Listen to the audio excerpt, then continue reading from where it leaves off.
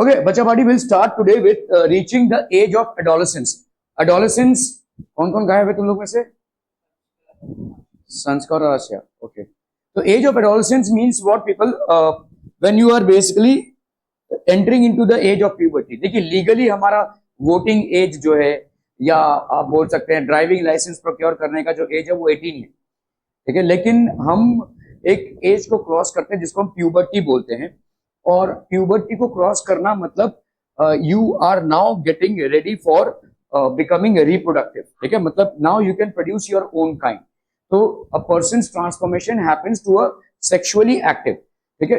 मतलब अभी आपके बॉडी में काफी सारे both males and females will undergo certain changes, ठीक है. तो जैसे अगर आप देखोगे मेल्स में वॉइस का चेंज हो जाता है, ठीक है, धीरे धीरे दाढ़ी मूछें आने लगती हैं, ठीक है. और फीमेल्स में भी बहुत सारे चेंजेस आने लगते हैं. Their menstrual period starts and all that happens, ठीक है. एक बहुत ही साइंटिफिक प्रोसेस है ये, ठीक है. इसमें आपको जितनी भी गुदगुदियां हो या बहुत मतलब मजा आए, लेकिन ultimately if you understand it only from the perspective of science, it is a certain period in which an individual becomes sexually mature. मतलब आपका बॉडी केपेबल हो जाता है रिप्रोडक्शन के लिए. Your body becomes capable for reproduction. काफी सारे hormonal changes भी आते हैं, ठीक है. There are lot of hormonal changes that happen. अक्सर आप सुनोगे कि मेरा बेटा तो ठीक था जब छोटा था, पता नहीं क्यों कुछ भी बोलो तो उल्टा जवाब देता है, ठीक है. तो ये क्यों होता है? क्योंकि आपके अंदर जितने भी हार्मोनल ग्लैंड्स हैं, एंडोक्राइन ग्लैंड्स बोलते हैं, वो सारे एक्टिव हो जाते हैं. और इस दौरान मतलब आप समझ सकते हैं कि आपके अंदर एक बाढ़ आई हुई है, ठीक है. अचानक से सारे जो हार्मोन्स हैं वो आपके ब्लड स्ट्रीम में हार्मोन्स को रिलीज कर रहे हैं, and that is something superficial, जिसकी वजह से आपके बिहेवियर में ट्रेंड आएगा, आपके जो सोच है वो भी चेंज हो जाएगी, ठीक है. You will now evolve as an independent individual. आपका एक इंडिपेंडेंट थॉट प्रोसेस चालू होगा. सो ये सारी चीजें होती हैं during the age of adolescence. So reaching the age of adolescence बच्चा पार्टी, ये आप धीरे धीरे धीरे धीरे बड़े होते जा रहे हैं, ठीक है. So this is when you pass your childhood and you actually become an adult, और you enter the age of puberty जिसको हम बोलते हैं, ठीक है. So this is reaching the age of adolescence, ठीक है. Okay, so to increase the number and maintain the species in nature, living organisms have to reproduce. तो living organisms को, सारे लिविंग ऑर्गेनिजम्स को ऑब्वियसली क्या करना पड़ेगा? दे विल हैव टू रिप्रोड्यूस. उनके नंबर्स को मेंटेन करने के लिए, ठीक है, to increase the number and maintain their species in nature. तो उनके नंबर्स को मेंटेन करने के लिए प्लस उनके स्पीशीज को मेंटेन करने के लिए they will have to reproduce. Most living organisms are able to reproduce only after a certain time in their life cycle. एक अपने सर्टेन टाइम के बाद ही वो रिप्रोड्यूस कर सकते हैं. पैदा होते ही सब लोग रिप्रोड्यूस नहीं करते हैं, ठीक है. So after a certain period of time in their lifespan, they become eligible for reproduction. ठीक है, most living organisms, ठीक है. So एक time आता है when they become eligible for reproduction. So this is the age of puberty. When, और ये reproductive span एक time तक जाता है, ठीक है. In human beings, life cycle consists of several stages of development like childhood to adulthood and then finally to old age. ठीक है, there will be a cycle of development. So adolescence is a transitional stage of physical and mental human development. इसको note कर लीजिए, ठीक है. Adolescence है क्या? What is adolescence? Adolescence is a transitional stage. Transitional stage मतलब passing stage, ठीक है. Passing stage.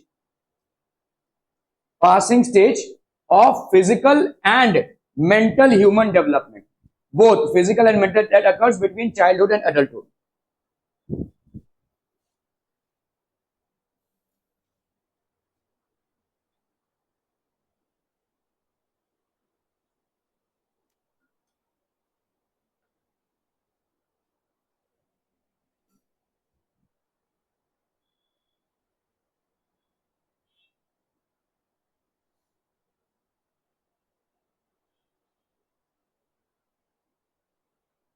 So what is adolescence बच्चा पार्टी? एक ट्रांजिशनल स्टेज है, there is a passing stage of physical and mental human development. दोनों में भी development होगा, फिजिकल में भी और मेंटल में भी, ठीक है. आपकी मेंटालिटी चेंज होगी और आपके फिजिकल डेवलपमेंट्स भी होंगे, ठीक है. तो आपके जैसे देखो बोन्स जो हैं वो चौड़े हो जाएंगे. अचानक से आप देखोगे लड़कों का ये जो शोल्डर बोन है वो चौड़ा हो जाएगा, ठीक है. और क्या होगा? आपका जो स्किन था वो थुलथुला था भाई साहब. बच्चों का स्किन देखोगे एकदम थुलथुला सा होता है ना. अभी वो स्किन में मसल्स डेवलप हो जाएंगे, आपके स्किन खिंच जाएगा, ठीक है। नाउ अभी वो कोमल त्वचा नहीं रहेगी आपकी, ठीक है। So it will B changes that will be happening, ठीक है। सो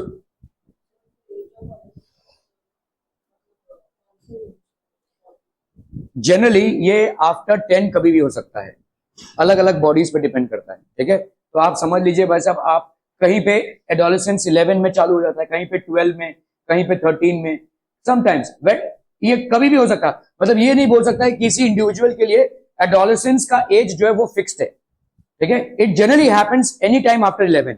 इंडिया एक ट्रॉपिकल क्लाइमेट है, ज्यादा करके इंडिया में एडोलेसेंस का एज, उसको बंद कर दीजिए ना। इस इंडिया में जो एडोलेसेंस एज है, ठीक है, इट इज जनरली इंडिया या ट्रॉपिकल कंट्रीज जो होती हैं उनमें एडोलेसेंस एज थोड़ा जल्दी आ जाता है, क्योंकि यहाँ पे वार्म एनवायरमेंट है, ठीक है। तो इसीलिए 11, 12, 13, 14, 15 मतलब एडोलेसेंस मतलब प्यूबर्टी चालू हो जाएगी आपकी, ठीक है। Both in males and females आपके सेल्स ज्यादा एक्टिव होते हैं। अगर आप बहुत कोल्ड कंट्रीज में देखोगे तो वहां पे थोड़ा टाइम लगता है, ठीक है, लेट्स से 16, 17। और कभी कभी साइंटिस्ट बोलते हैं कि इंडिया में पॉपुलेशन का एक रीजन ये भी है, क्योंकि आपका जनरली 45 ईयर्स तक आपके फीमेल्स रिप्रोडक्टिव होते हैं, लेकिन अगर समझ लो भाई साहब 10, 11 ईयर्स से प्यूबर्टी चालू हो गई है तो ये बहुत बड़ा स्पैन है, ठीक है। तो आप सोचिए 35 ईयर्स रिप्रोडक्शन हो सकता है, ठीक है। आप अगर कोल्डर कंट्रीज में जाएंगे तो जनरली दे स्टार्ट, मतलब उनका जो रिप्रोडक्टिव एज है या प्यूबर्टी जो है that generally starts at 15 to 18, ठीक है। वहां का टेम्परेचर और क्लाइमेट ही ऐसा है। तो यहाँ पे हमको थोड़ा बहुत अगर देखें, यही रीजन नहीं है, हमारी मूर्खता या हमारी इरेशनैलिटी ये सबसे बड़ा रीजन है, लेकिन साइंटिफिकली थोड़ा बहुत बेनिफिट यहाँ पे मिलता है, क्योंकि यहाँ पे ऑलमोस्ट 35 ईयर्स आपका रिप्रोडक्टिव स्टेज मिल जाता है, यहाँ पे थोड़ा सा 2-3 साल कम मिलता है, ठीक है। एज पे डिपेंड करता है, क्योंकि एक एज के बाद आपके सेल्स एक्टिव होते हैं। क्लाइमेट इसलिए क्योंकि क्लाइमेट जितना आपका हीटेड होगा उतना ज्यादा सेल्स आपके जल्दी मेच्योर होंगे। तो हीटेड क्लाइमेट में आपके सेल्स ज्यादा जल्दी एक्टिव हो जाएंगे, आपके हार्मोन ज्यादा जल्दी एक्टिव हो जाएंगे, आपके जो एंडोक्राइन ग्लैंड्स हैं, आपके हार्मोन्स जो हैं वो पूरे पूरे एक्टिवेट नहीं होते हैं until and unless you enter into puberty age। तो प्यूबर्टी एज में सारे हार्मोन्स आपके एक्टिव हो जाते हैं। टेस्टोस्टेरोन जो मेल हार्मोन है वो एक्टिव हो जाता है, फीमेल हार्मोन्स में प्रोजेस्टेरोन, एस्ट्रोजन ये आपका एक्टिव हो जाता है। तो ये सारी चीजें एक्टिव हो जाती हैं और आपका बॉडी शेप, साइज ये तो परिवर्तित होता ही है, प्लस आपका मेंटल थॉट प्रोसेस भी परिवर्तित होता है। इसलिए आप बहुतों बार ऐसा देखेंगे कि अरे मेरा बेटा तो पता नहीं क्या हो गया है, ये कुछ दिनों से ही देख रहा हूँ, ये चेंज हो गया, तो वो होगा ही, हर एक में ही होगा, मेंटल चेंज होगा ही। आप थोड़ा इंडिपेंडेंट सोचने लगेंगे, ये आपके हार्मोन्स की वजह से हो रहा है, ठीक है। नाउ यू हैव स्टार्टेड, तो आपकी पेरेंट्स पे डिपेंडेंसी कम होने लगेगी। Now you are going to make independent decisions for yourself. क्या करना है नहीं करना है ये आप खुद ही डिसाइड कर लेंगे, ठीक है। तो these are things which you have to make decisions on your, तो आपका डिसीजन मेकिंग कैपेसिटी बढ़ने लगता है। तो physical as well as mental changes होंगे, ऐसा नहीं है कि मेंटल में कोई चेंजेस नहीं होगा, फिजिकल चेंजेस भी होंगे और मेंटल चेंजेस भी होंगे। आपके बॉडी का जैसे एक शेप होता था बच्चे लोगों का कैसा होता है, थुलथुला सा बॉडी होता है, ठीक है, और एकदम कोमल उनकी त्वचा होती है, उनके बोन्स जो होते हैं बहुत हार्ड वैसा नहीं होते हैं, वैसा नहीं होगा। Now you will look like a grown up individual. Now your body transformations will take place. आपके बोन्स साइज, डेंसिटी, आपके बॉडी का शेप, साइज, स्ट्रक्चर सब चेंज होने लगेगा, आपका वॉइस चेंज होने लगेगा, दाढ़ी मूछें आने लगेंगी, ये सब होने लगेगा, ठीक है। ये ऑटोमेटिक होगा, ठीक है। So this are because your hormones become active. तो ये चाइल्ड है, ये एडोलेसेंट है, ठीक है। तो adolescent age is basically a transition age between a child and an adult. एक पूरे एडल्ट और चाइल्ड में बीच में जो पासेज टाइम आता है उसको अपन बोलते हैं एडोलेसेंस, और यहां से आपकी प्यूबर्टी चालू होती है, ठीक है। हियर द प्यूबर्टी स्टार्ट्स, ठीक है। Transitional stage of physical and mental development, ठीक है। This is basically transitional stage, okay. It is the time of rapid development. आपने देखा रहेगा, आप अगर कोई पुराने रिश्तेदार से मिल रहे होगे बहुत दिनों बाद, 1 साल बाद भी मिल रहे होगे, और ये तो कितना लंबा हो गया रे, ठीक है। ये ऐसा इन लोग आपकी तारीफ करने के लिए नहीं बोलते हैं, वाकई में आपको जब उन्होंने देखा था और अभी आप अचानक से आपका हाइट बहुत बढ़ गया है, ऐसा आप अक्सर सुनेंगे, और ये कितना लंबा हो गया रे। तो मतलब ये अचानक से आपका ग्रोथ होगा, अचानक से आप देखोगे भाई साहब 11-12 के बाद लड़कों की हाइट या लड़कियों की हाइट भाई साहब बड़ी हो गई है, क्योंकि अभी हार्मोन्स एक्टिवेट हो गए, ठीक है। So it is a time of rapid development. ये भाई साहब जो एडोलेसेंट का एज होता है, this is a time of rapid development of growing towards sexual maturity. ठीक है, आप सेक्सुअली मैच्योर हो जाते हैं, you become sexually mature. Rapid development, तड़ातड़ डेवलपमेंट होगा भाई साहब। ठीक है, you become sexually mature, discovering one's real self and recognizing and defining personal life. ठीक है, तो अभी आप भाई साहब अपने आप में डिपेंडेंट हो। आपकी डिपेंडेंसी बहुत ज्यादा पेरेंट्स पे होती है, आप हर चीज उनसे पूछ कर करते हैं ऑलमोस्ट जब आप चाइल्ड रहते हैं। लेकिन जैसे ही प्यूबर्टी के एज में आप आने लगते हैं, आप खुद ब खुद डिसीजन लेने लगते हैं for certain things which you do not require their consent, you can easily take decisions on your own. So discovering one real self and recognizing and defining personal values, आपकी भाई साहब अभी पर्सनल चॉइसेस हो जाती है। Problem ये है कि कभी कभी और ज्यादा करके इस एज में आप इन्फ्लुएंस बहुत होते हैं। इस एज में आपको आसानी से इन्फ्लुएंस किया जा सकता है। ज्यादा करके जितने भी टेररिस्ट ऑर्गेनाइजेशंस होते हैं उसमें जितने भी मेंबर्स होते हैं, ये इस एज में, ये लड़कों को उठा लो भाई साहब, इस एज में बुरी आदतें भी उतनी जल्दी से लग जाती हैं। ड्रग्स की आदतें, अल्कोहलिज्म की आदतें, ये सब इस एज में लगना बहुत जरूरी है। आप इन्फ्लुएंस होते हैं, आपने किसी को देखा हो, वाओ ड्रग्स ले रहा है, कितना कूल लग रहा है, आप भी चालू हो गए। ठीक है, आपको किसी ने भाई साहब टेररिस्ट एक्टिविटीज के लिए भाई साहब मोटिवेट किया, विद्रोह के लिए मोटिवेट किया, आप फटाक से इन्फ्लुएंस हो जाएंगे। So you get influenced very soon, क्योंकि आप एक मतलब आपके अंदर एक बाढ़ सी आई हुई है भाई साहब, उस बाढ़ को कोई भी कोई डायरेक्शन दे सकता है। ठीक है, समझ में आ रहा है, मतलब हार्मोन्स की बाढ़ आई हुई है, आपके ब्लड स्ट्रीम में अभी सारे हार्मोन्स एक्टिवेट हो गए। ये सारे जितने भी ग्लैंड्स हैं, ये सबके सब एक्टिवेटेड नहीं थे। जैसे ही आप प्यूबर्टी का एज क्रॉस करते हैं, ये सब एक्टिव हो जाते हैं and they would release there hormones in your blood stream. तो एक बाढ़ आई हुई है, और इस बाढ़ को भाई साहब सही डायरेक्शन नहीं मिला तो बहुत सारे टाइम पे आपका भाई साहब डिजास्टर हो सकता है। इसीलिए यूथ का जो पॉपुलेशन है उसको बहुत केयरफुली हैंडल करना रहता है। ठीक है, एक किसी भी देश में यूथ पॉपुलेशन को बहुत केयरफुली हैंडल करना पड़ेगा, बहुत केयरफुली हैंडल करना पड़ेगा। मतलब उनको समझदारी से सही डायरेक्शन अगर आप दिखा सकें तो उनकी एनर्जी को आप बहुत ज्यादा यूज कर सकते हैं फॉर डेवलपमेंट। लेकिन अगर वही बिगड़ गया तो प्रॉब्लम हो जाएगा। जैसे ड्रग्स की जो समस्या है, वो समस्या इसलिए हमारे लिए समस्या है, तो देखिए ड्रग्स का तो चॉइस है, आप लें या ना लें, आपके ऊपर चॉइस है, लेकिन वो हमारे लिए समस्या इसलिए है क्योंकि सबसे ज्यादा पीड़ित यूथ है। आप देखोगे पंजाब में ड्रग्स की समस्या है, आप अक्सर सुनोगे कि पंजाब में ड्रग्स की समस्या क्यों है, क्योंकि ये ड्रग्स जो है तो पाकिस्तान से ऐसे आ रहे हैं, पाकिस्तान वाले भाई साहब ऐसे बॉर्डर है, ऐसे फेंक देते हैं ड्रग्स का पैकेट, उस तरफ जाके गिरता है और ड्रग्स आ गया भाई साहब, तो सबसे ज्यादा यूथ की पीढ़ी जो है वो इम्पैक्टेड है। एक मूवी आई थी उड़ता पंजाब, उसमें था थोड़ा सा आप देख पाएंगे कि कैसे ड्रग्स की समस्या पंजाब में बहुत ज्यादा प्रचलित है, क्योंकि वहां से फ्री में ड्रग्स एक्सपोर्ट होकर इधर आ रहे हैं। ठीक है, वो चाहते हैं कि यूथ को स्ट्राइक करें, कि यूथ को बर्बाद करें। अगर किसी देश का यूथ बर्बाद हो गया तो वो देश गिर जाएगा, क्योंकि यूथ का पॉपुलेशन को ही अगर सही डायरेक्शन नहीं मिला तो आगे चल के वो कंस्ट्रक्टिव नहीं हो पाएगा। समझ में आ रहा है ये? इसीलिए बहुत आसान होता है यूथ्स को मतलब किसी दूसरे डायरेक्शन में ले जाना, बहुत आसान होता है, क्योंकि they are going through a phase in which there is a turbulence. Turbulence, उनके शरीर के अंदर इतने सारे हार्मोन्स एक्टिवेट हो चुके हैं कि वो खुद ही कंफ्यूज हो जाते हैं। कंफ्यूजन होना स्वाभाविक है। उन सारी चीजों को जो वो अपने पेरेंट्स के द्वारा बताए गए इशारों पे मान लेते थे, अभी वो नहीं मान पाएंगे। ठीक है, तो एक क्लैश होगा, हर पेरेंट का अपने एडोलेसेंट बच्चे के साथ क्लैश होगा ही होगा, it is bound to happen. ठीक है, कितना भी आज्ञाकारी बच्चा क्यों ना हो, लेकिन आपको डिफरेंसेस दिखेंगे बिहेवियर में, बॉडी में तो ऑब्वियसली दिखेंगे, ये सब होगा ही, this is going to happen. ठीक है, हाँ बिल्कुल बिल्कुल, बहुत ज्यादा आपके ब्रेन को सबसे ज्यादा हार्म करता है, आपको इंटॉक्सिकेटेड रख देता है, आपके जो रैशनल थिंकिंग है उसको ही वो हार्म कर देता है। अगर आपने ड्रग्स लिया तो you will not be behaving like a normal person. ठीक है, आप जो रैशनल थिंकिंग करनी चाहिए वो नहीं करेंगे, आप एग्रेसिव हो जाएंगे, मारामारी पे उतर आएंगे। ठीक है, आप रैशनल थिंकिंग करेंगे ही नहीं, you will be absolutely out of control.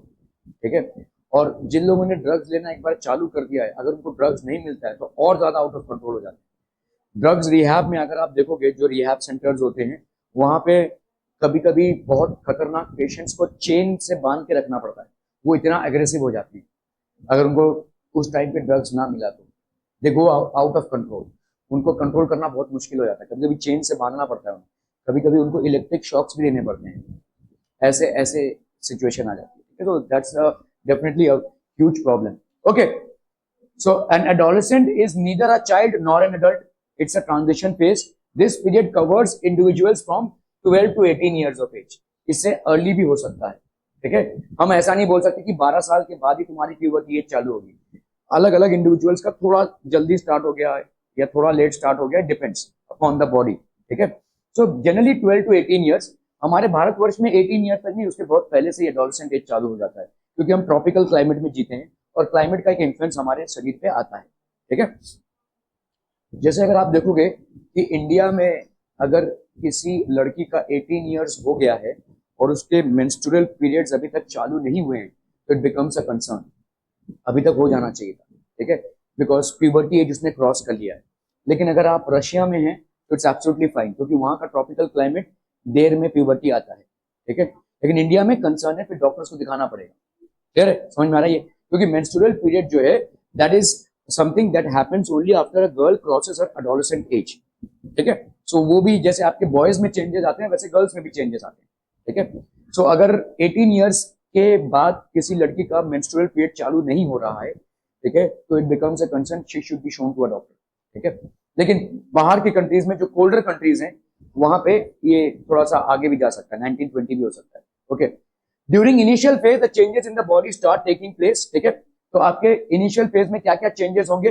12 to 15 years forms the early adolescent period which marks the onset of puberty. ये भाई साहब ऑनसेट ऑफ प्यूबर्टी है।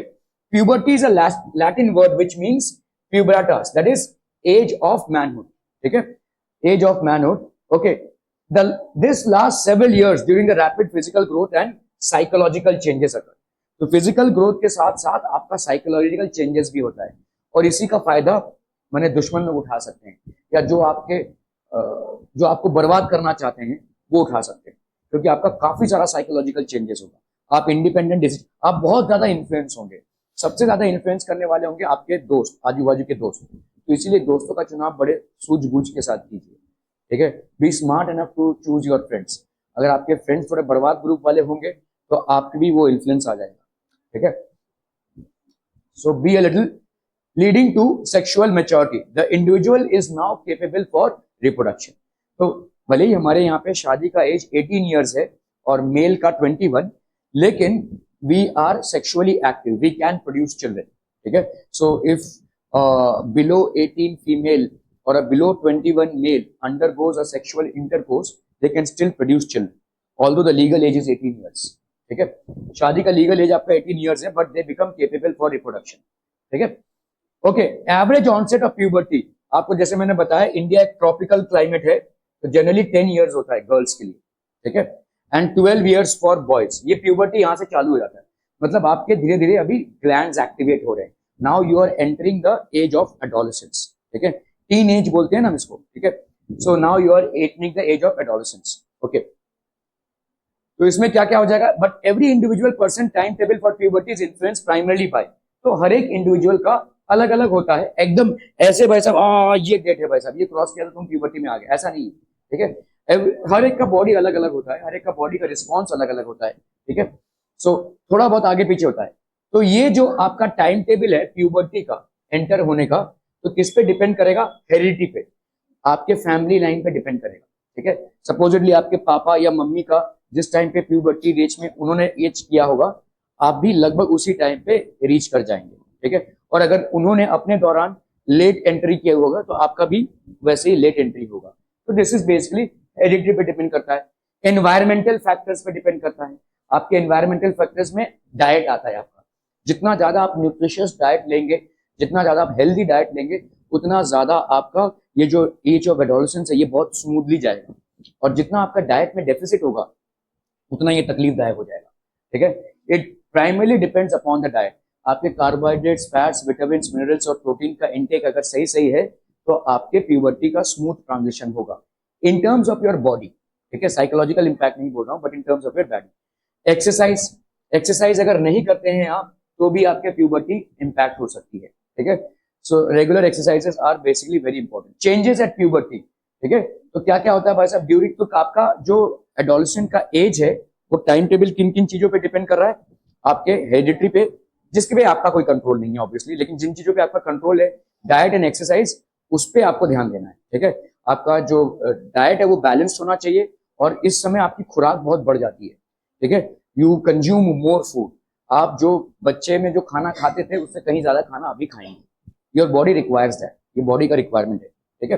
Okay, during puberty the following changes occur, increase in height, आप देखोगे तड़ातड़ भाई साहब height बढ़ता है, मतलब ये आपका सबसे ज्यादा मैक्सिमम हाइट बढ़ने का समय है। और लगभग आप बता सकते हैं कि एक इंसान का 25 ईयर्स तक जो हाइट हो जाता है ना, वही उसका उम्र भर का हाइट होगा, अभी उससे ज्यादा नहीं बढ़ेगा। कम कम तो नहीं होगा, कम कैसे होगा, लेकिन 25 ईयर्स तक जो हाइट एक इंसान अटेन कर लेता है वही उसका हाइट होता है। प्लांट्स में अगर आप देखोगे ना, उनके लास्ट दिन तक ग्रोथ होता रहता है, their height grows till their last day, ठीक है। बट इन ह्यूमंस, ठीक है, their height grows up to a certain limit, उसके बाद ह्यूमंस के बाकी सारे एनिमल्स में भी एक हाइट के बाद वो ग्रो नहीं होते। क्वेश्चन है, okay, so increase in height, sudden increase in height and weight at the onset of puberty, इसीलिए आपके रिश्तेदारों में जब आप जाते हैं तो बोलेंगे कि अरे कितना लंबा चौड़ा हो गया है तू, तो वो थोड़ा सा आश्चर्यचकित इसलिए होंगे क्योंकि आपका all of a sudden increase हुआ है, ठीक है, due to your entering the age of adolescence, ठीक है, ये फटाफट होगा, हाई ग्रोथ का एज है ये, और इसीलिए इस एज में खुराक बहुत इंपॉर्टेंट होती है, इस एज में न्यूट्रिशन बहुत इंपॉर्टेंट होती है। इस एज में अगर आपको भरपूर न्यूट्रिशन नहीं मिला या आपने नहीं लिया तो आपका बॉडी में इंपैक्ट आएगा ही आएगा, जो परमानेंट हो जाएगा, जो परमानेंट हो जाएगा, ठीक है। So it is very important that you take adequate rest, you take an adequate amount of food which is actually well in contents of proteins, carbohydrates, vitamins and minerals, ठीक है। The arms and legs grow faster than the rest of your body, तरह भाई से बढ़ने लगता है। The spurt in physical growth is more evident in girls, ज्यादा girls में दिखता है ये देन बॉयज, बॉयज में थोड़ा सा लेट चालू होता है, गर्ल्स में जल्दी चालू होता है, ठीक है। ये जो प्यूबर्टी का एज है कंपैरेटिवली गर्ल्स में जल्दी चालू होता है 11 to 13 ईयर्स, और गर्ल्स में ग्रोथ भी ज्यादा दिखेगा, ठीक है, rather than बॉयज, ठीक है, बॉयज में थोड़ा सा लेट चालू होगा, okay. So sudden increase in speed activity, आप देखोगे अगर भाई साहब ये हाइट फटाक से बढ़ेगा, ये मेल्स और फीमेल्स पे देखोगे, अगर आप मेल्स का थोड़ा सा पीछे, ठीक है, और ये फीमेल्स का है, तो there is a sudden increase in the speed और activity, changes in the size of the heart and the lungs, तो आपके हार्ट और लंग्स के साइज भी चेंज हो जाते हैं। हार्ट का साइज जनरली, अडल्ट का हार्ट का साइज कितना होता है, आपकी जो मुट्ठी है ना लेफ्ट हैंड साइड, इसका ये जो मुट्ठी है इतना आपका हार्ट का साइज होगा, प्रोपोर्शनेट एकदम, ठीक है। आपका जो हाथ का ये फिस्ट है, left hand fist, that will be the size of your heart, ठीक है। सो हार्ट का साइज क्यों बढ़ेगा, क्योंकि भाई साहब अभी आपके हार्ट को ज्यादा ब्लड पंप करना पड़ेगा, आपके जो बॉडी के सेल्स है वो ग्रो हो रहे हैं धड़ाधड़, तो हार्ट पे प्रेशर बढ़ता है, ठीक है, तो ये आपका हार्ट, ठीक है, प्रेशर करने लगता है। आपको मालूम होना चाहिए कि मोटे लोगों को हार्ट की बीमारियां ज्यादा होने की चांसेस है, क्यों, तो फैट होगा तो क्या होगा, एक्सरसाइज नहीं करते तो क्या होगा, हार्ट की बीमारी क्यों हो, तो एक्चुअली क्या होता है, कोलेस्ट्रॉल तो एक डिफरेंट इशू है, लेकिन जो मोटे लोग होते हैं तो उनका बॉडी का मतलब साइज बढ़ गया है, तो अभी हार्ट को ज्यादा दूर तक ब्लड को पंप करना है, तो हार्ट पे प्रेशर बढ़ता है, समझ में आ रहा है। मैं समझ लो पतला हूँ, मैं तो पतला तो नहीं हूँ, लेकिन जो भी मेरा साइज है, अचानक से अगर मैं 120 केजी का हो गया तो अभी मेरे उस हार्ट पे ही क्या बढ़ेगा, वैसे प्रेशर बढ़ जाएगा, क्योंकि अभी उसको ब्लड उन मतलब मेरे इंक्रीज साइज पे उन सब सेल्स तक ब्लड को पहुंचाना है, तो उस पर भी प्रेशर बढ़ जाएगा भाई साहब, तो इसीलिए अचानक भयानक में हार्ट पे प्रेशर बढ़ता है और इसकी वजह से हार्ट अटैक होता है, ठीक है, दैट इज वन रीजन।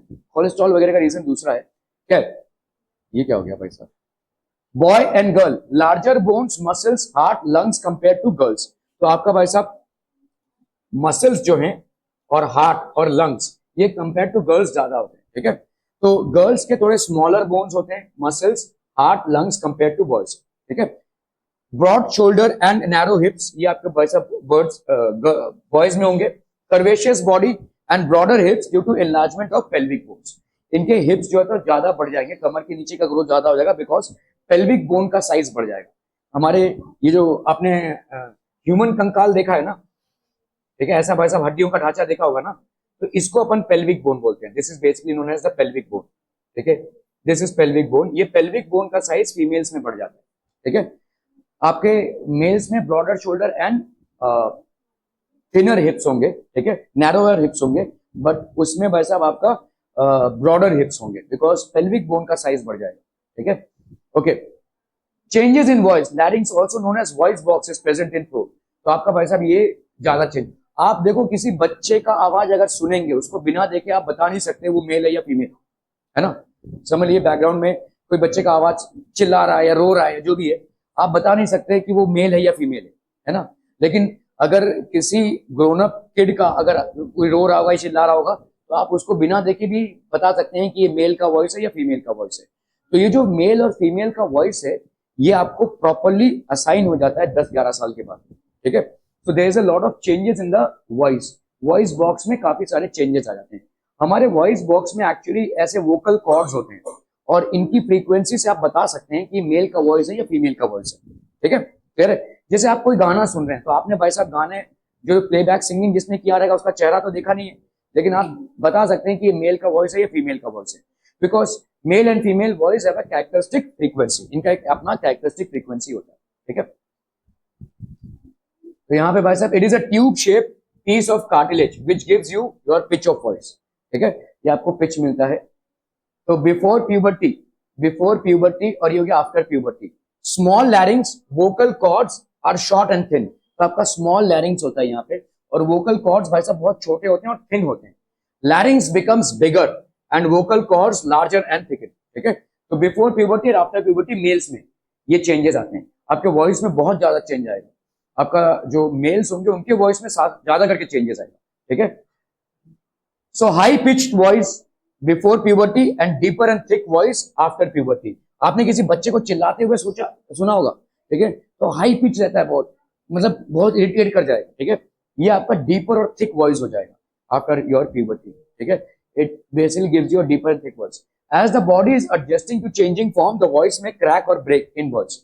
तो कभी कभी फटी हुई आवाज निकलती है आपका, जब गला खराब होता है तो जैसा आवाज निकलता है, तो इस दौरान एडोलेसेंट एज के दौरान, क्योंकि ट्रांजिशन फेज है, एक हाई पिच्ड वॉइस से आप किसमें ट्रांजिट कर रहे हैं, डीपर थिक वॉइस में, तो इस दौरान थोड़ा सा फटा हुआ आवाज निकलता है, ठीक है। सो एडजस्टिंग क्रैक और ब्रेक वॉइस आपका निकलता है, ठीक है। क्लियर है। When the larynx grows during puberty, it protrudes out in the front of the throat. तो आपका देखो ये आपका अभी धीरे धीरे ये आपका जो है तो बाहर आने लगेगा, ये जो गले का पार्ट है ये बाहर आने लगेगा, ठीक है। So this is an indication that you have entered puberty. आपको किसी बच्चे में ये नहीं दिखेगा, ठीक है, लेकिन जैसे जैसे आप प्यूबर्टी एज में जाएंगे, तो भैया का दिख रहा है देखो, ठीक है, ये प्रोट्रूडिंग हो रहा है, ठीक है, दिस इज बेसिकली प्रोट्रूडिंग, ठीक है। ये धीरे धीरे बाहर आने लगेगा क्योंकि आपका लैरिंक्स का साइज बढ़ गया है, ठीक है, वो तो स्किन को मतलब प्रेशर देकर आगे आएगा, ठीक है। So when the larynx grows, तो ये आपका प्रोट्रूडिंग हो जाएगा, ठीक है। During puberty it protrudes out in front of the throat. आप किसी बच्चे में ऐसा नहीं देखोगे कि उसका ये बाहर आ रहा है, ठीक है। जैसे जैसे आप प्यूबर्टी एज में एंटर करते हो तो ये आपको बाहर आते हुआ दिखेगा, ठीक है। Okay, this is called an Adam's apple, इसको हम एडम्स एप्पल बोलते हैं। Larynx grows more in boys, hence boys show Adam apple in front of the neck. तो बोथ मेल्स और फीमेल्स में ये ग्रो होता है, लेकिन मेल्स में ज्यादा होता है, इसलिए वो भाई साहब प्रोट्रूडिंग करता है, दिखता है बाहर आता हुआ, ठीक है। Hence, boys show Adam's apple in front of the neck. Increase activity of sweat and sebaceous glands. आपके कहीं भी अगर घर में कोई बच्चा होगा ना, उसके पसीने की बदबू नहीं आएगी, ठीक है। जनरली आप देखोगे उसका कपड़ा भी से भी आपको इसीलिए बच्चों को डीओ की जरूरत नहीं पड़ती है, बच्चों को सेंस की जरूरत नहीं पड़ती है, उनके पसीने से बदबू नहीं आती है। लेकिन एक ऐसा एज आप क्रॉस करेंगे कि आपके पसीने की बदबू चेंज हो जाएगी, ठीक है। ये प्यूबर्टी में भी ऐसा ही होता है, ठीक है। आपके जो स्वेट ग्लैंड्स होते हैं, sweat glands of the body develop fully during puberty and there is an increase secretion of sweat. आपके पसीने ज्यादा आने लगते हैं, ठीक है, पसीने ज्यादा आएंगे और इससे क्या होगा भाई साहब, एक बदबू भी पैदा होगी, ठीक है, जिसके लिए आपको सेंट या डीओ या रोज नहाने की जरूरत पड़ेगी, ठीक है। एक बच्चे को ये उसके बॉडी में से स्मेल नहीं आएगा, मतलब स्मेल आएगा भी तो एटलीस्ट ये जो पसीने का स्मेल है वो नहीं आता है, ये सडन चेंज है, ठीक है। स्वेट ग्लैंड्स, तो आपके स्वेट्स ज्यादा होंगे, ठीक है।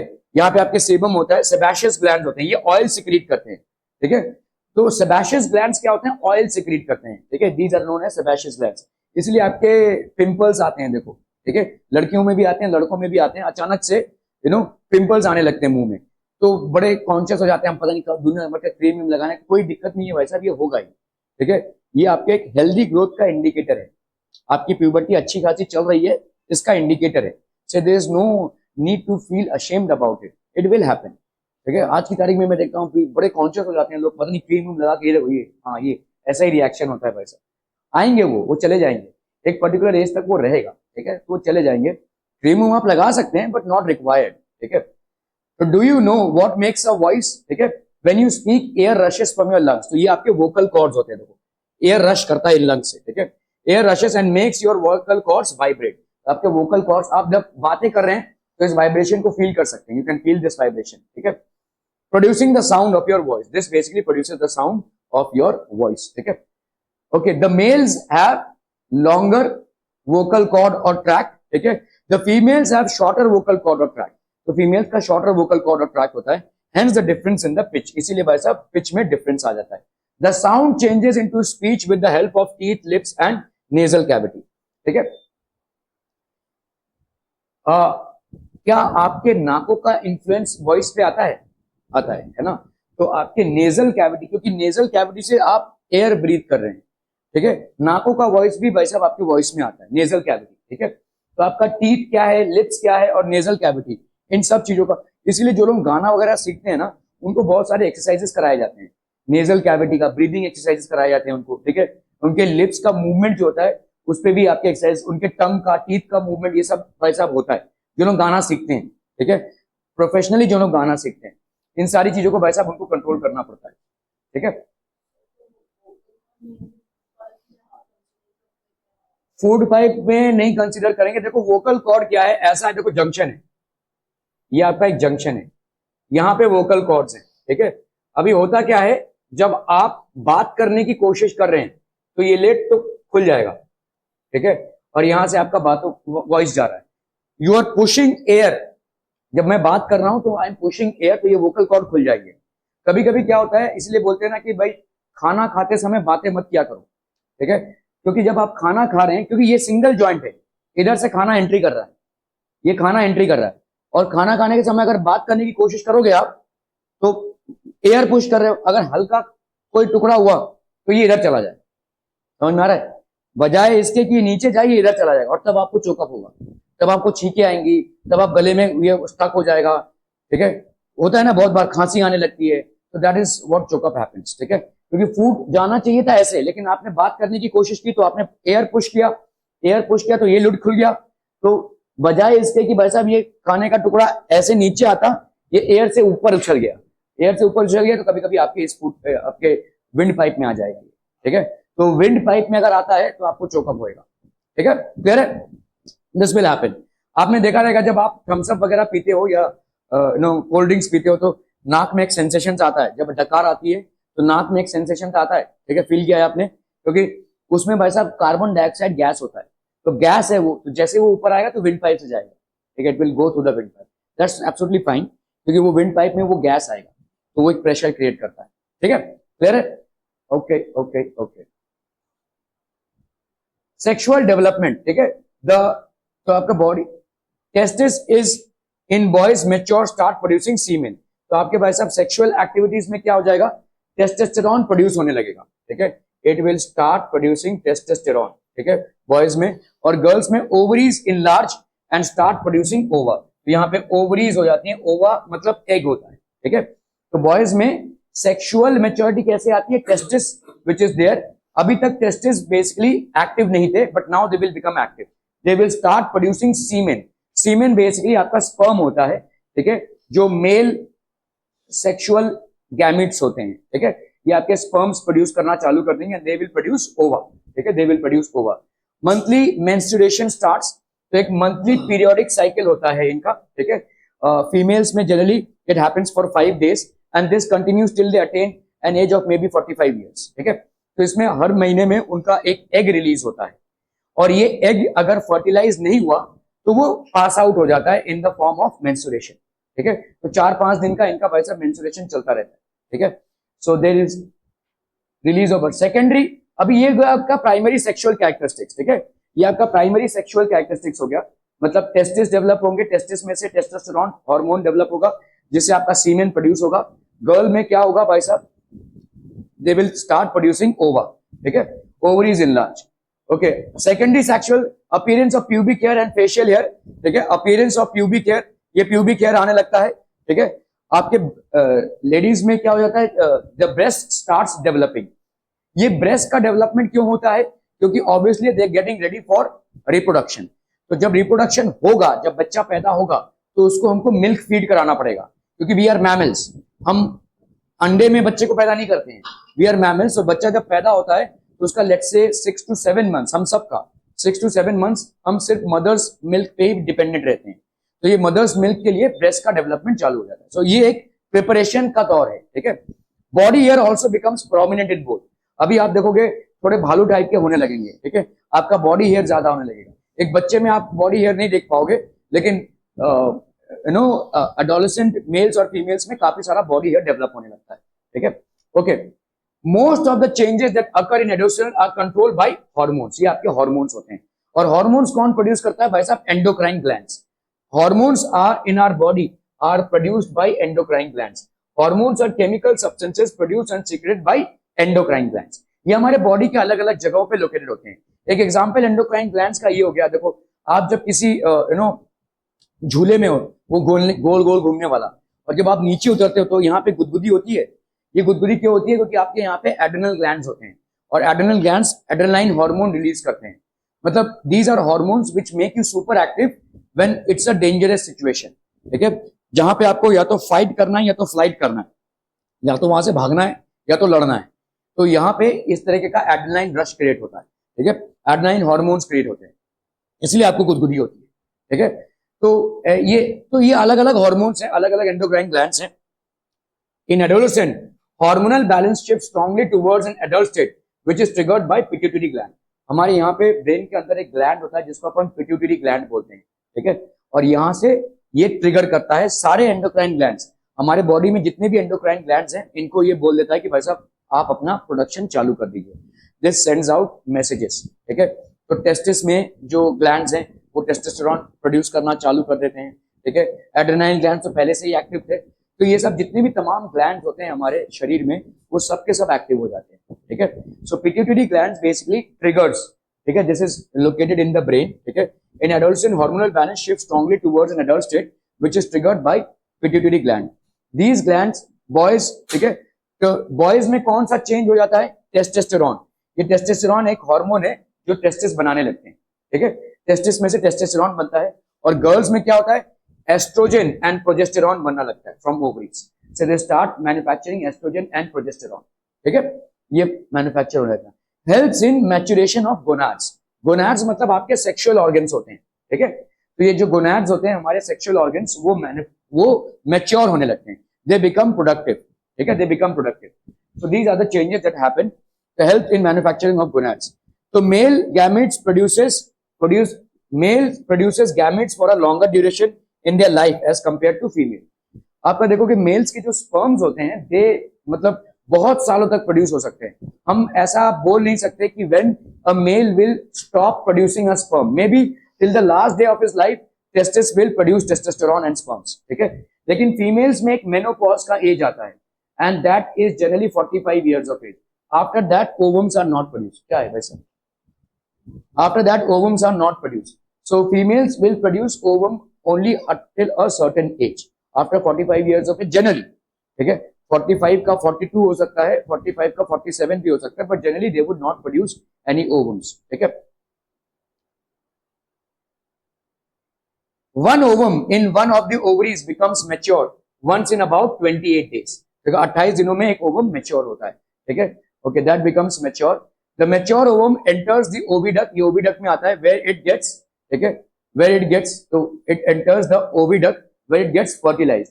अभी अगर भाई साहब ह्यूमन मेल स्पर्म की एंट्री हुई रहेगी, तो the male sperm will travel all the way up to here, यहां तक ये आएगा और इसके साथ फर्टिलाइजेशन होगा। अगर स्पर्म की एंट्री नहीं हुई है तो this will actually fall down here, और along with the other blood vessels it will merge out in the menstrual period. menstrual cycle में ये भाई साहब merge हो जाएगा। इसीलिए during pregnancy menstrual periods are stopped.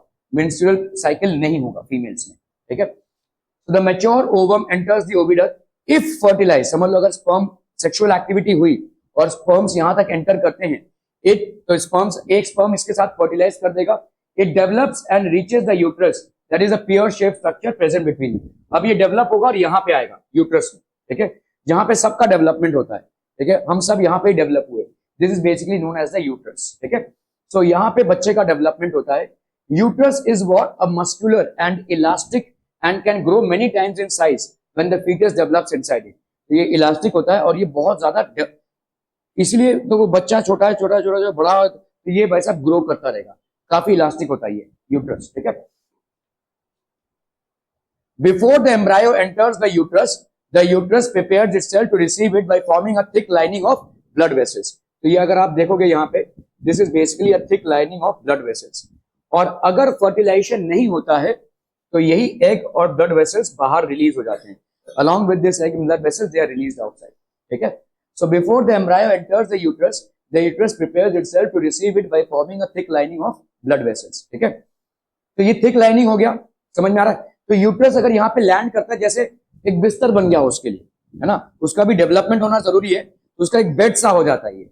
अगर फर्टिलाइजेशन नहीं होता है तो this uterus along with the egg passes out in the menstrual period which happens for 4 to 5 days for any female after she crosses puberty. ठीक है, okay. सो menstrual period अगर नहीं हो रहा है तो उसका एक रीजन ये भी हो सकता है कि सेक्सुअल इंटरकोर्स हुआ रहेगा और इसमें फर्टिलाइजेशन हुआ रहेगा. There could be one reason, otherwise दूसरे रीजंस भी हो सकते हैं. बॉडी में कुछ प्रॉब्लम है, कुछ हार्मोनल इंबैलेंस है, वो भी हो सकता है. ठीक है, okay.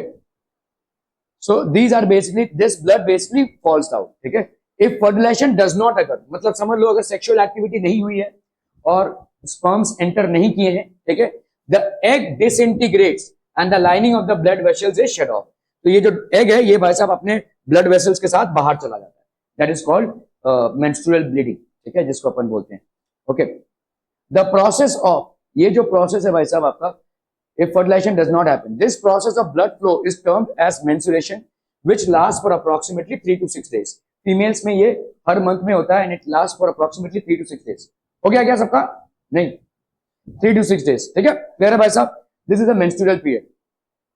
Okay, so now the first menstrual flow that begins in a girl puberty is termed as menarche. ठीक है, तो ये जो पहला menstrual flow चालू होता है, ठीक है, the first menstrual flow that begins in a girl at puberty is termed as menarche. और इसमें काफी सारे पेन्स होते हैं. ठीक है, एब्डोमिनल पेन्स होते हैं, काफी तकलीफ होती है. ठीक है. The menstrual cycle stops when the woman is between 45 to 50 years of age in India. ठीक है, और ट्रॉपिकल क्लाइमेट्स, और इसको अपन बोलते हैं मेनोपॉज. ठीक है, तो menarche is basically starting of menstrual period and menopause is basically stopping of menstrual period. ठीक है, तो आपका ये reproductive, in general menstruation occurs regularly in the intervals of 28 to 30 days. तो 28 से 30 दिनों में ये मेंस्ट्रुएशन पीरियड होगा. कभी कभी ये इरेगुलर हो जाता है, और अगर इरेगुलर है, ठीक है, देखिए हमारे समाज में मेंस्ट्रुएशन के पीरियड को बहुत कर्स वाला माना जाता है. मतलब उस टाइम पे फीमेल्स को मंदिरों में एंट्री नहीं है, या घर के कामकाज में बहुत सारा ऐसा माना जाता है. लेकिन मेरे हिसाब से, साइंस के हिसाब से भाई साहब, बहुत अच्छा ये एक चीज है जो होता है, क्योंकि मेल्स में जनरली कुछ अगर बॉडी में प्रॉब्लम है इंटरनल, वो ऊपर से पता नहीं चलता है. तो कभी कभी क्या होता है कि बहुत लेट हो जाता है जब हम रियलाइज करते हैं कि बॉडी में कुछ प्रॉब्लम है. ठीक है, और तब वो एक बहुत बड़े डिजीज में कन्वर्ट हो चुका है. लेकिन फीमेल्स में ये जो मेंस्ट्रुएशन होता है, अगर इसमें रेगुलरली नहीं हो रहा है तो डॉक्टर के पास वो जाएंगे और तभी पता चल जाएगा. तो it is an early trigger. ठीक है, अगर कुछ हार्मोनल इंबैलेंस है या बॉडी में कोई भी इंबैलेंस है तो उनका मेंस्ट्रुअल पीरियड जो है वो रेगुलर नहीं होगा. ठीक है, और उससे ही पता चल जाएगा. इसीलिए ज्यादा करके जब भी फीमेल्स डॉक्टर को दिखाने जाते हैं तो डॉक्टर्स पहले ही उनसे पूछते हैं कि पीरियड्स बराबर हो रहे हैं क्या, मतलब जिस दिन पे होना चाहिए महीने के एक पर्टिकुलर दिन पे, क्या उसी दिन पे हो रहे हैं या नहीं हो रहे हैं. और यही एक अर्ली ट्रिगर है. तो ये अच्छा है ना भाई साहब. ठीक है, अगर ये नहीं हो रहा है रेगुलरली तो they can visit a doctor and treat themselves for whatever ailments they are having. लेकिन हमारे अंदर ये नहीं होता है, हम इसको कर्स मानते हैं. लेकिन एक्चुअली बायोलॉजी ने, या मतलब अगर आप देखोगे साइंस ने, फीमेल्स को ये बेनिफिट दिया हुआ है. They have this benefit of early trigger और identifying an early disease at an early stage. ठीक है, okay. However the period is variable, कभी कभी थोड़ा सा वेरिएबल होता है. It may take about 6 months to 1 year for a girl's menstruation period to become regular. ठीक है, तो जब ये स्टार्ट होता है तो कभी कभी थोड़ा सा इरेगुलरिटी होती है. तो 6 महीने से 1 साल लग सकता है जब ये स्टार्ट हुआ है टू बिकम रेगुलर. ठीक है, रेगुलरली हैपनिंग के लिए. ठीक है, एक particular month. Determination of sex of child ठीक है, देखो ये कैसे होता है, तो आपके फादर से हमको XY जीन्स आते हैं और मदर से XX जीन्स आते हैं, ठीक है। तो अगर X और X गैमेट्स हो गए तो ये क्या हो जाएगा, एक गर्ल चाइल्ड हो जाएगा। और अगर X और Y का कॉम्बिनेशन हुआ तो ये क्या हो जाएगा, एक बॉय चाइल्ड होगा। This is called determination of sex, ठीक है। तो जब सेक्सुअल एक्टिविटी होती है तो मेल गैमेट से आता है आपका XY और फीमेल गैमेट से आता है आपका XX। फीमेल गैमेट्स में कोई वेरिएशन नहीं है, इट्स सेम। मेल गैमेट्स में XY है, तो XX का होना या XY का होना is the determining factor of whether the child that is getting born is a female or a mail, ठीक है, समझ में आ रहा है ये। तो ये आपका डिटरमाइनिंग फैक्टर हो जाता है।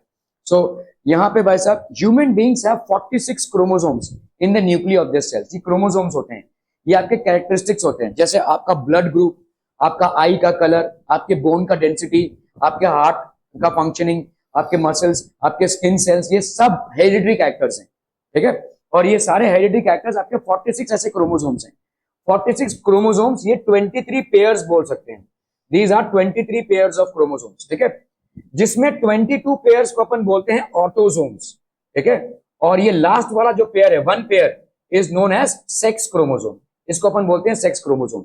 ये सेक्स क्रोमोसोम या तो XX होगा, ये तो फीमेल्स में होगा, और बॉयज में होगा XY, ठीक है। पेयर है, ये हो जाएगा आपका सेक्स क्रोमोसोम। पेयर है, देखो XX का जब पेयर बनता है तो एक गर्ल चाइल्ड होती है, और अगर XY का पेयर बनता है तो एक बॉय चाइल्ड होगा।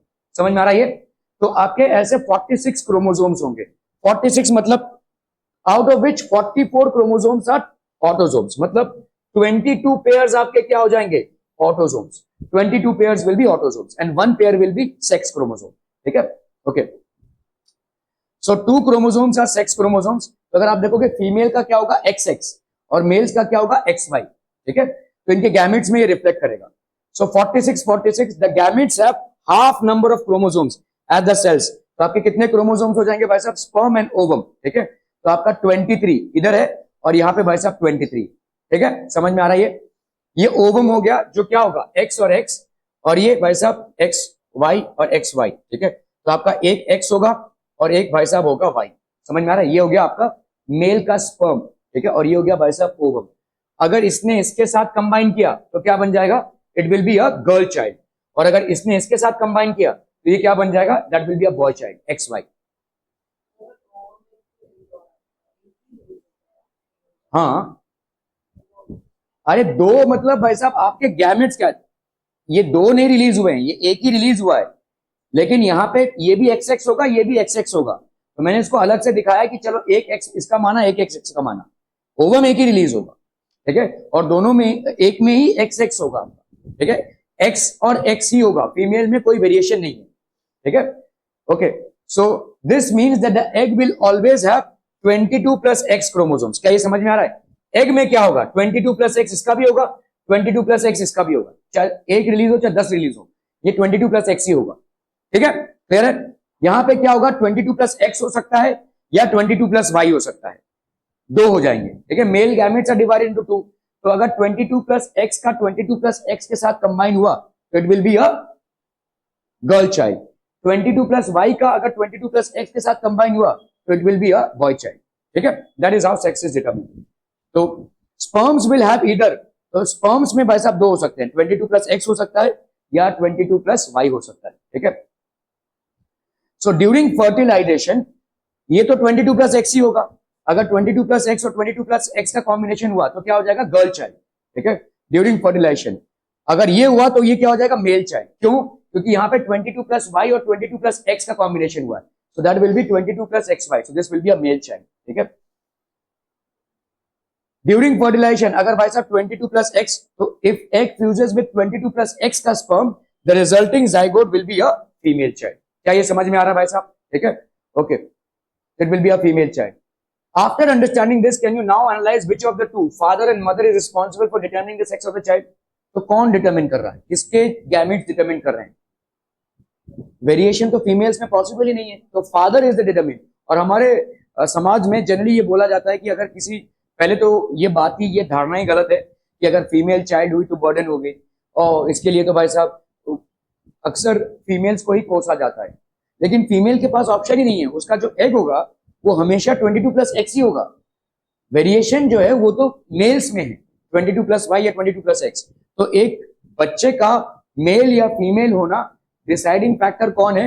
The sperms which are actually originating in the sexual activity from the male. Female has no role to play here, ठीक है। Female is just providing the egg which will always have 22+X. Now whether it is combining with a 22+X or whether it is combining with a 22+Y is what will produce a male or a female child. क्या समझ में आ रहा है? So it's the father के sperms basically sex of the child को control करते हैं, ठीक है? Okay. अभी हम आते हैं भाई साहब एंडोक्राइन सिस्टम। इससे हमारे प्रोड्यूस होते हैं हॉर्मोन्स। ये एंडोक्राइन सिस्टम क्या होता है? डक्टलेस ग्लैंड्स होते हैं। डक्टलेस ग्लैंड्स मतलब क्या होते हैं भाई साहब? जो डायरेक्टली हॉर्मोन्स को रिलीज करे ब्लड स्ट्रीम में। इनको अपन बोलते हैं, तुम लोग का हो गया है तो देखकर जा सकते हो भाई साहब।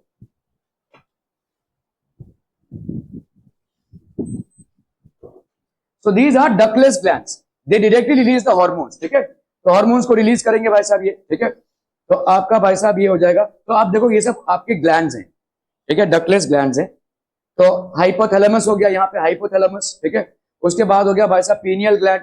उसके बाद हो गया भाई साहब आपका, ये सारे आपके एंडोक्राइन ग्लैंड्स है। एड्रिनल ग्लैंड जैसे मैंने आपको बोला यहाँ पे गुदगुदी होती है आपको, ठीक है। ये एक्चुअली क्या है? जब आपको बहुत क्विक डिसीजन लेना है, आपको जान बचाना है, तब ये एड्रेनालाइन हॉर्मोन्स प्रोड्यूस करते हैं, आपको सुपर एक्टिव बना देते हैं। अक्सर अगर देखोगे किसी शेर ने अगर आपको दौड़ा लिया या कोई सांप आपको काटने रहे, आप शायद यूसेन बोल्ट से भी ज्यादा तेज भागोगे उस टाइम पे।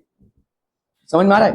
क्योंकि आपके हार्मोन जो रिलीज हुए हैं ये एड्रेनालाइन हार्मोन्स, ये आपको सुपर एक्टिव बना देंगे, ये आपकी एनर्जी को बहुत ज्यादा बढ़ा देंगे, ठीक है। आपके मस्कुलर एनर्जी से जो आपको एनर्जी होती है उससे भी काफी ज्यादा एनर्जी आपको आएगी।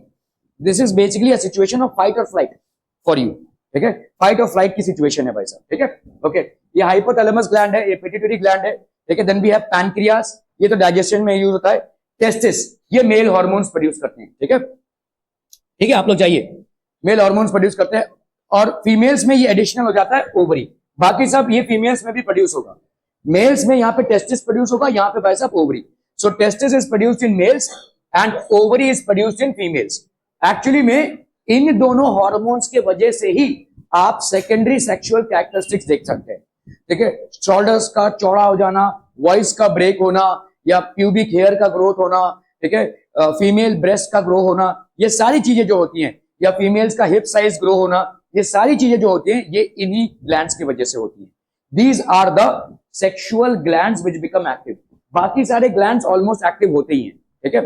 सो these are already active, okay. So ये सारे आपके क्या हो गया भाई साहब? These are all endocrine glands, ठीक है। ये आपके मेल्स में हो जाएगा टेस्टिस, ठीक है, और फीमेल्स में हो जाएगा भाई साहब ovary. Are we clear on this one people? समझ में आ रहा है? ओके। तो आपका देखो पिट्यूटरी ग्लैंड क्या करता है? What does the pituitary gland do? One of the hormones released by this gland, it regulates, अरे यार ये पूरा वैसा चलिए इसको देख लेते हैं। यहां पे देखो ये इंसुलिन आपको लेना पड़ता है एंडोक्राइन सिस्टम में। पैनक्रियास जो है वो इंसुलिन सिक्रीट करते हैं, ठीक है। जिनको शुगर होता है, ये इंसुलिन करता क्या है? हमारे बॉडी में जो ब्लड है उसके शुगर को रेगुलेट करता है। जिनको शुगर होता है उनका जो है तो ये पैनक्रियास का जो इंसुलिन प्रोडक्शन है वो कम होता है, जिसके वजह से कभी कभी उनको इंसुलिन का इंजेक्शन लेना पड़ता है, ठीक है। बाहर से हार्मोन्स इंजेक्ट करने पड़ते हैं, ठीक है। So these are things that happen. Role of the hormones in completing the life cycle and frogs. तो आप देखो भाई साहब लाइफ साइकिल, अगर एक फ्रॉग को आप देखोगे तो पहले भाई साहब अंडा, उससे भाई साहब अगर समझ लो ये फ्रॉग नहीं है, इंसेक्ट, तो ये एक इंसेक्ट है, इसका भाई साहब लाइफ साइकिल है हार्मोन्स का, ठीक है। तो यहाँ पे हार्मोन्स हैं, ठीक है, which are basically manufacture. Hormone number 1 ये क्या भाई साहब आई नहीं है, हार्मोन नंबर 2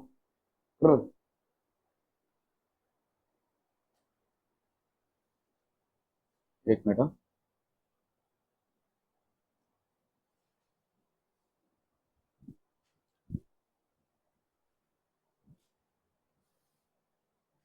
ठीक है।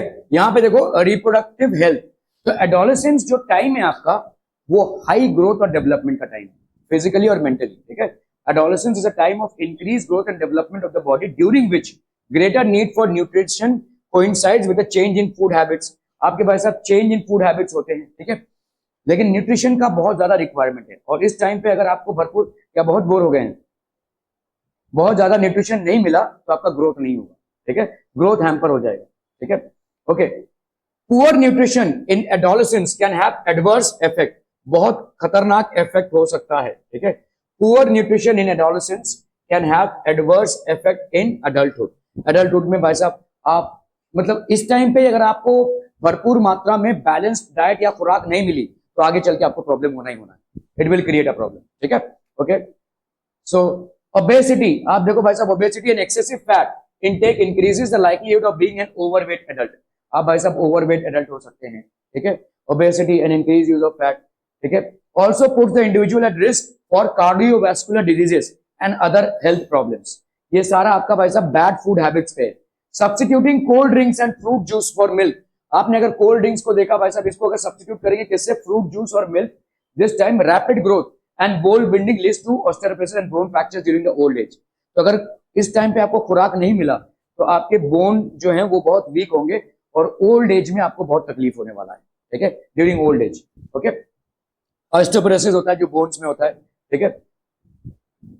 Decrease energy intake, access fat हो जाता है भाई साहब, deficiency of calcium, riboflavin, vitamin A, folic acid, fibre etcetera, ये सारी चीजें आपको इंपैक्ट करती हैं।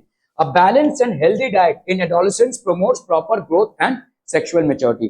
अगर आपने एक बैलेंस्ड डाइट लिया है, प्रॉपर खुराक रोज ले रहे हैं, तो आपका एक अच्छा हेल्दी डेवलपमेंट होगा and it will lead to sexual maturity as well, ठीक है। Otherwise it will be a problem. Calcium and iron का होना जरूरी है, जो आपको अलग अलग फ्रूट्स एंड वेजिटेबल्स से मिलते हैं, ठीक है। They are both essential for growth which is needed to body to absorb. Calcium is often deficient in the diet contents, ठीक है। तो आपका भाई साहब मिल्क में होता है कैल्शियम, ठीक है। और किसमें होगा भाई साहब, once a girl has start menstruating her need for iron increases, उसका आयरन का नीड इंक्रीज हो जाता है जो लीफी वेजिटेबल से मिलता है। एक बार मेंस्ट्रुअल पीरियड अगर चालू हो गया किसी गर्ल का, so she would be requiring iron, ठीक है। और ये आयरन आपका लीफी वेजिटेबल्स में होता है। Calcium, magnesium, boron, vitamin D and K, zinc, copper, manganese, phosphorus etcetera are all needed to grow build a strong and healthy bones. ये सारी चीजों की जरूरत पड़ती है स्ट्रॉन्ग और हेल्दी बोन्स के लिए, ठीक है। As they tend to eat too much of refined carbohydrates such as white flour and sugar, तो ज्यादा करके भाई साहब यहाँ पे डेफिसिट होता है, किस चीज का डेफिसिट, आर ऑफन लो इन, तो आपका भाई साहब प्रोटीन, ठीक है, वन इज बेसिकली प्रोटीन, ठीक है, फिर भाई साहब आपका कैल्शियम, ठीक है, मैग्नीज, इन सब चीजों की कमी होती है, ठीक है। ज्यादा करके ये क्या खाते हैं, पिज्जा इजा इजा ये सब जितना खाएंगे आप, जितना आप भाई साहब जंक फूड खाएंगे उतना आपका ग्रोथ हैम्पर होगा, the more the growth will be hamper, ठीक है।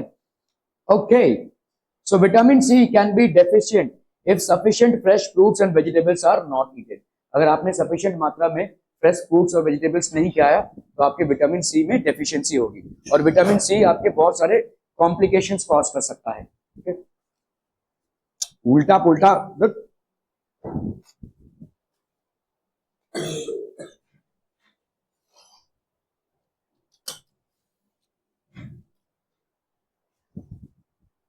ओके, सो पर्सनल हाइजीन बहुत जरूरी है।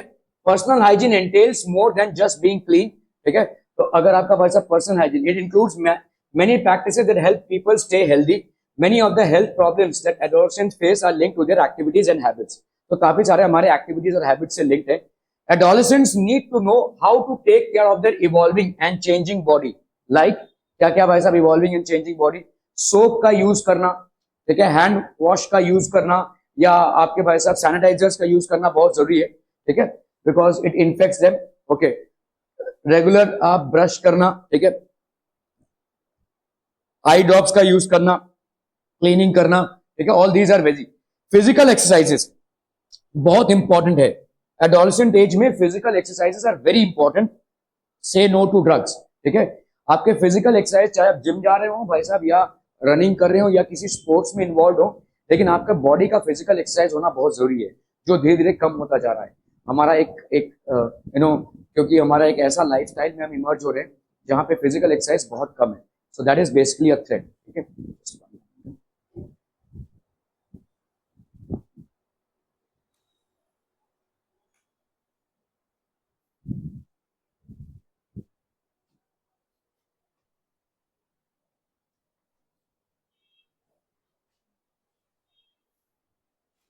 तो ये जितने भी टाइप के आपके फिजिकल एक्सरसाइजेज है they are becoming very very less, ठीक है। ओके, फिजिकल एक्टिविटी और exercise is daily requirement just like food, हमारे फूड की तरह ये एक डेली रिक्वायरमेंट है, ठीक है। साइंटिफिक एविडेंस, ठीक है, साइंटिफिक एविडेंस भाई साहब क्या प्रूव करता है, ठीक है। So this scientific evidence indicates that walking हो गया भाई साहब, जॉगिंग हो गया, ठीक है, रनिंग हो गया, ठीक है, प्लेइंग कोई भी स्पोर्ट्स, ठीक है, playing games stimulates the growth process and keeps the individual fit. So ये बहुत आसान सी बात है और बहुत एविडेंट बातें हैं, जितना आप इन चीजों में इन्वॉल्व रहेंगे आपको ये फिजिकली फिट रखेगा, और अगर आप फिजिकली फिट रहोगे तो मेंटली फिट रहना भी आसान होगा, ठीक है। If you are physically fit then you are mentally fit as well, ठीक है। बेटर डाइजेशन होगा भाई साहब, आपकी जितने भी चीजों को आपने अब्सॉर्ब किया उसका बेटर डाइजेशन होगा, ठीक है। व्हाट एल्स बच्चा party, efficient elimination of toxins, आपके डाइजेस्टिव प्रोसेस में या आपके बॉडी के मेटाबॉलिक प्रोसेस में काफी सारे टॉक्सिन्स जनरेट होते हैं, उनका इफेक्टिव एलिमिनेशन होता है, ठीक है।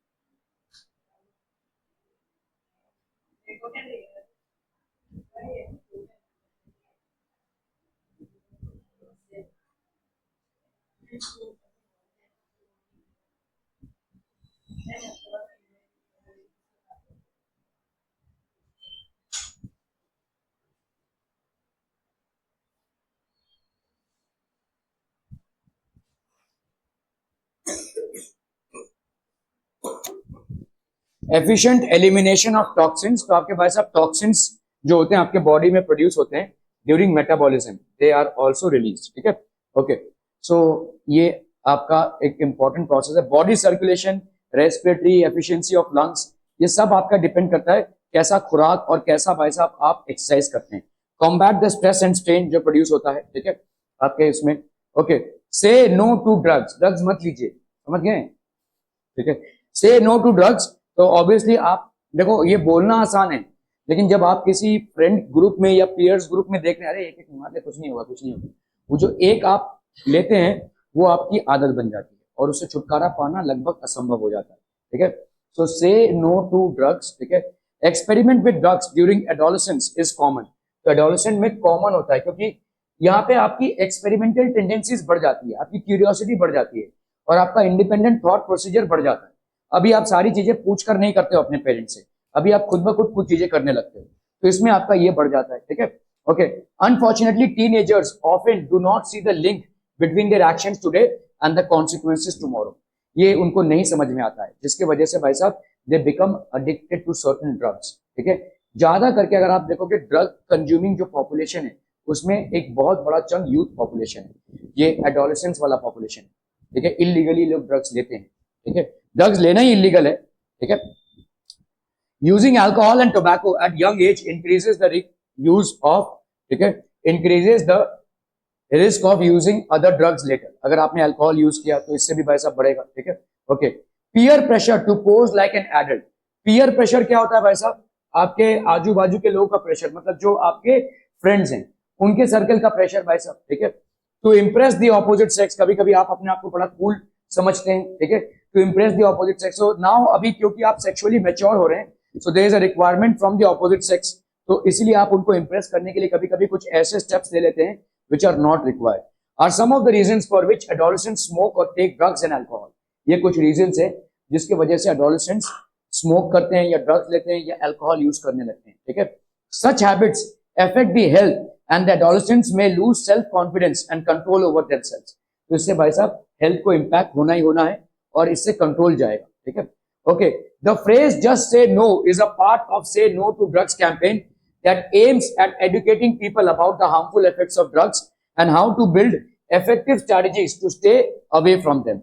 तो अगर आप हेल्दी लाइफस्टाइल एक अडॉप्ट करते हैं, अच्छा खाना खाते हैं, अच्छे स्पोर्ट्स में अपने आप को इन्वॉल्व करते हैं, so you can easily say no to drugs. ठीक है। So this basically completes the chapter of adolescence. Any question some people? No, no question some. बहुत बढ़िया। हाँ